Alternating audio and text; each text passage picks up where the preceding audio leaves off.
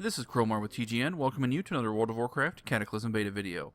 This is part 13 of the 22-part series DPS Rundown, and today we're looking at the Destruction Warlock. So let's start out with talents. Now, a lot of these are easy to pick. I did have one extra talent after picking all the DPS talents, and I got another ward for survivability. Your other options, if you want a PvP or if you expect ads to hit you, you could get Backlash, and Aftermath is okay. You're not going to be using Rain of Fire too much, but because of the devaluation of AoE in general in Cataclysm. But if you are going to use your Rain of Fire, this is a pretty nice little buff. For extra talents, we're going to take a look. We're going to get Dark Arts for your Imp's Firebolt spell. This is, I mean, it's kind of optional only because the Imp is not super powerful, but I decided to get that. If you absolutely must free up points, this is one way you could. And over here in Affliction, now the crit on your Bane of Doom is fantastic. That's a must get. Improved Life Tap is a great utility, and then of course Improved Corruption is very powerful, and you are going to use your Corruption, at least I do in my rotation. Some people advocate dumping Corruption from your rotation for simplicity's sake. It's still slightly more powerful if allowed to go to its full duration than an extra Incinerate. So that's why I suggest keeping Corruption in there, but it does make it more complicated. So maybe when you first start out with a Destruction Warlock, you could dump Corruption and then get back to it later and for the slight DPS increase. Now, as I pointed out, there's a lot of talents you can move around. So there's still other options here. I mean, of course, if you're in a situation where your Imp might die, you could always get your Master Summoner or Demonic Rebirth. I wouldn't worry too much about mana feed because you're never going to run out of mana on your pet. Jinx is also a really nice talent. Of course, it doesn't affect this dummy test, but in rating, I might consider a Jinx build, so that's a good alternate. Point is, I mean, you've got some options here. You're not locked into a spec like you were with Demonology, where your points were pretty much stuck in these four. Now you've got a lot of different options here. I also noticed I did get improved Searing Pain for Searing Pain spam on targets in execute range. So that should be good. Now, of course, we can't do a dummy test here, but if I have the opportunity to raid on my Warlock, believe me, I am going to test this because I am very curious to see how effective this is as an execute. Okay, well, that's it for the spec. Very simple. The glyphs, they're a little bit tougher. I, of course, improved, or Glyph of Immolate's a must-have, no question. Incinerate's a big part of your damage, but it's only by 5%, so I still consider it important to get, but this is somewhere where you could make a concession. Glyph of Chaos Bolt, this is another one that's very helpful, but again, possible concession. Bane of Agony I would avoid since Bane of Doom is more powerful, just plain more powerful. The only time you're going to use Bane of Agony is if it's a trash, or if it's something that you think is going to die before Bane of Doom runs out.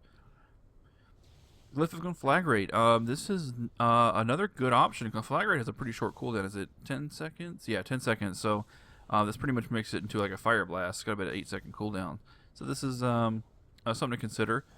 I wouldn't worry about Shadow Trance because it's a Shadow Bolt, and Shadow Bolts are not that powerful. With that global cooldown, I'd rather just cast another Incinerate.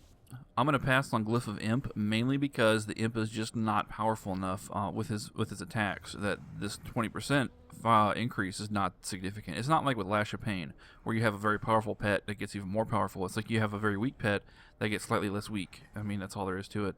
I still am using the Imp for this test because the bonuses the Imp gives you through Empowered Imp, primarily Empowered Imp, and other stuff too, including Burning Embers. And the last one that's useful is Glyph of Shadowburn. It gives you the double crit, or the double execute, I mean, for Shadowburn. So this is kind of like the Glyph of Killshot, and there's a couple others I just can't think of off the top of my head that have been introduced to the game for various classes that allow them to basically use their execute ability twice in a row. For major glyphs, you're going to take the same two that every single spec takes, Fear and Life Tap. Life Tap is optional, but it's mainly for convenience, but I think it's, I mean, it's certainly worth taking. I would always take Fear because it's so useful for instances and trash mobs and whatever, and even in raids, you still CC ads sometimes, like on Nefarian, for example. So for my last one, I chose Glyph of Soul Link, simply for the extra durability. Healthstone's another possibility. I do like Glyph of Healthstone, but Healthstone, but I just went with Soul Link anyway. And your minor glyphs, as always, are all garbage, so don't even worry about them. Okay, so the rotation is slightly more simple than Demonology and Affliction, fortunately, but there's still a little bit to it. I'm going to include Corruption in my rotation here. So of course, ignoring cooldowns for a minute, let's just talk about your dots. You got the same 3 dots there. You do want to get your Shadow Bolt out for that bonus, and you want to get for Shadow and Flame bonus, and then of course you want to get your Soulfire out for improved Soulfire. So now I've got my buffs, improved Soulfire, and in case you haven't seen the other Warlock videos, this is a dot timer, a great mod that I got off of Curse. Okay, anyway, sorry. Now, of course you want to keep your Immolate and Corruption going, and your improved Soulfire buff, and then in between that, anytime you can get squeeze in a Chaos Bolt, Conflagrate, and then if you have any time left over, you've got your Incinerates. Conflagrate's almost up. Now I'm not going very fast here because I'm like talking more than I'm casting, so it makes it look like everything's running out too fast, but it's not really like that.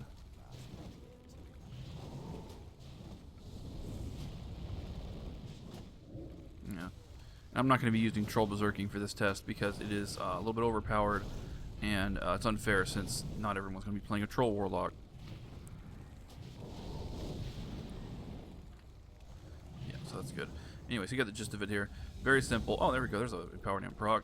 Empowered Imp's kind of odd. It'll proc, sometimes it'll proc over and over again, and sometimes it just won't proc at all. It's just, you know, the nature of RNG. I really wish they'd up the percentage on that. It'd be nice if they upped it to a very high percentage, but then just made it do a half damage or something like that, because it would go really well with improved Soulfire. Also, I wish that this didn't have a 15-second cooldown. They could put like an improved Soulfire right here, or like an improved. I don't know what you want to call it, empowered Soulfire, and have a put a one point in that and take away that cooldown or something. That would be kind of nice. I do have a point to spare in this build, so that would be very helpful. Okay, so the rotation is very simple, as you can tell. My dots have worn off. I'm going to clear out Recount, and let's do the real test.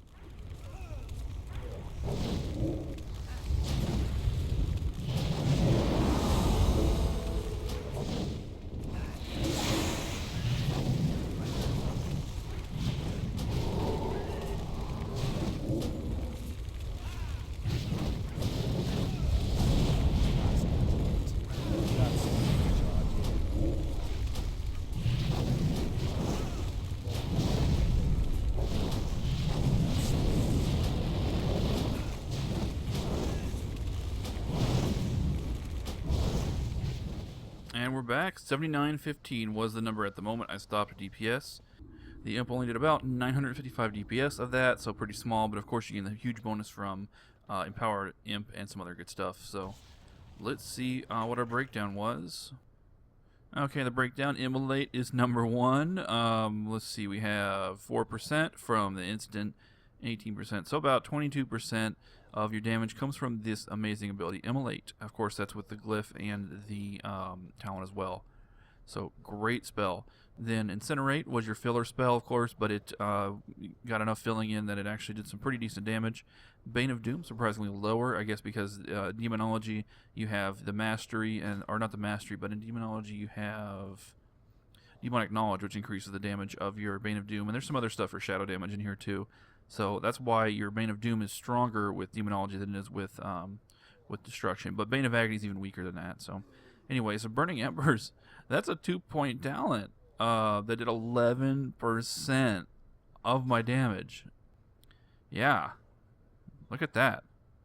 I can't believe how much damage that is. So, Soulfire hard casts were 10%. That includes the instant and the just casting for the Spell Haste. Chaos Bolt, only 8% for 1 talent point, also really good, but only 16 of them in there, of course, because it's a cooldown ability. That's obviously part of the reason. Corruption Dot did not do very well, but it's a very cheap spell that you only cast once every 18 seconds, so it's totally worth it.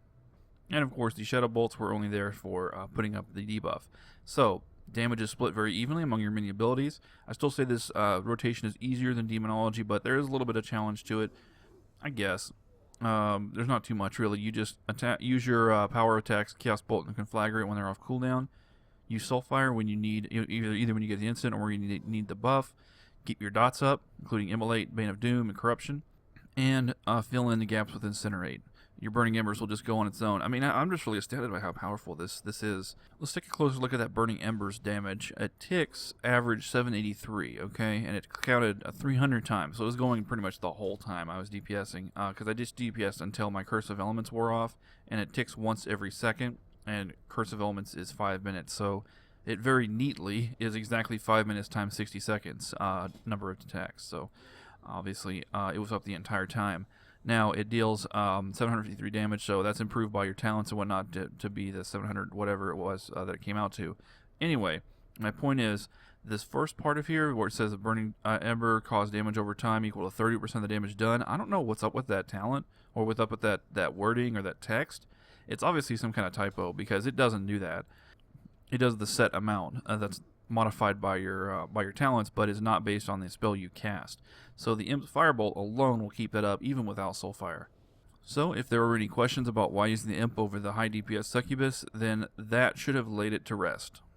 Now in a raiding situation, of course I'll be using Berserking because I'll press every advantage I have, but I just didn't use it here because I don't think it's fair for all the other Warlocks out there, especially Alliance, who don't have access to the amazing overpowered troll racial Berserking, which used to be absolute crap many years ago, but now is just phenomenal. So real quick before we go, I wanted to mention again the add-on I used to get your timers here is